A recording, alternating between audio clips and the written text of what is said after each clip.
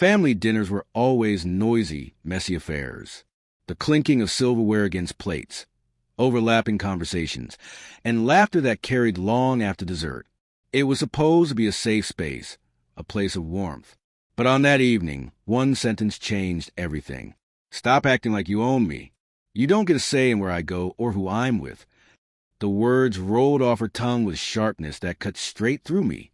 Everyone around the table laughed, assuming it was just playful banter between a couple. My mother chuckled nervously. My brother smirked.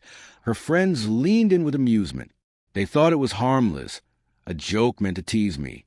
But I didn't laugh. I just smiled faintly and stayed quiet, because I knew better. I knew those words didn't come from nowhere. I had felt the distance creeping between us for months. The way she clutched her phone tighter, the way she turned away when she texted, the sudden weekend trips that didn't seem to have a clear explanation. Still, I stayed silent.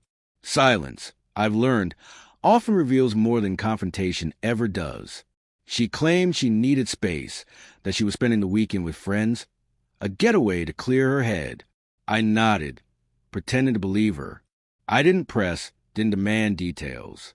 But my silence wasn't ignorance. It was calculation. She thought my quiet acceptance was weakness.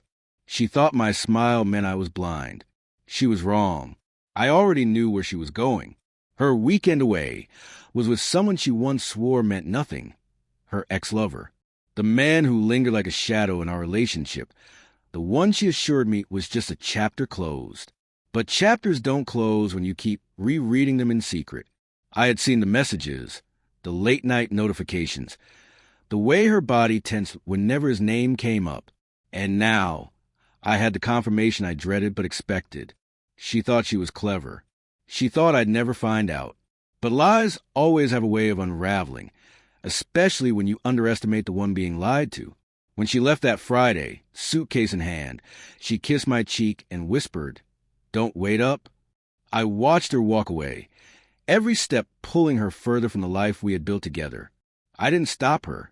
I didn't beg her to stay. I simply let her go, knowing that sometimes letting someone walk out is the loudest form of revenge. The weekend passed in silence. I didn't call. I didn't text. I didn't question. While she was busy reliving her past, I was busy preparing for the future, our future apart. When she finally came back Sunday evening, she looked radiant in a way she hadn't in months.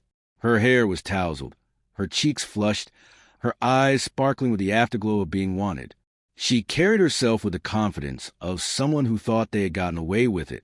She stepped through the door, ready to resume her role, ready to smile and kiss me like nothing had happened. That's when she found me waiting. The house was eerily quiet, stripped of warmth. Her eyes darted to the living room. Boxes, neatly packed with her clothes, her books, her things. On the kitchen counter lay her phone charger, her favorite mug, and a printed stack of messages I had found.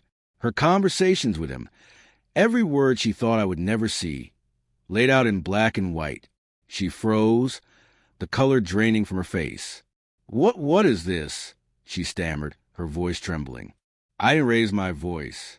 I didn't scream or demand an explanation. I simply smiled, the same smile I wore at the dinner table when she mocked me in front of everyone. And with that same calmness, I spoke. "You said I don't own you. You're right. I don't. And that's why I'm letting you go." Her lips quivered as she tried to form excuses, half-truths tangled in desperation. It wasn't what it looked like. I just needed closure. It didn't mean anything, but the tears in her eyes betrayed her. The silence between us betrayed her. The scent on her clothes betrayed her. I didn't need to hear her confession. I already had it. She reached for me then, maybe out of guilt, maybe out of fear of losing the safety I had given her. But I stepped back. For the first time in our relationship, I wasn't the one holding on. I wasn't the one begging. I wasn't the one waiting. "Your things are ready," I said simply. There's nothing left to explain. The realization hit her harder than any argument could have. Her tears turned frantic, her hands shaking as she tried to plead. But I had already given her every chance, every ounce of patience, every piece of trust. And she had squandered it for a weekend with a man who didn't love her enough to stay, but just enough to ruin what we had. The strength she thought I lacked was standing right in front of her, packing her life into boxes. The weakness she laughed at over dinner was gone, replaced by a quiet resolve she never saw coming. I didn't need revenge.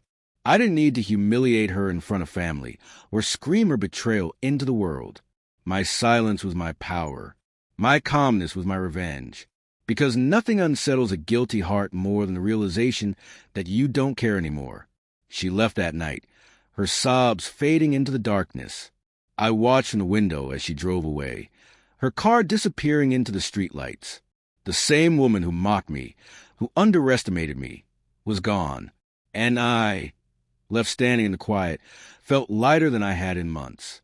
In the end, betrayal doesn't always deserve rage. Sometimes it deserves nothing more than a smile and a door closing behind it. Because when she told me I didn't own her, she was right. But what she didn't understand was that she never owned me either. And walking away, without noise, without chaos, without her, was the moment I finally reclaimed myself. And that silence was louder than any revenge I could have spoken.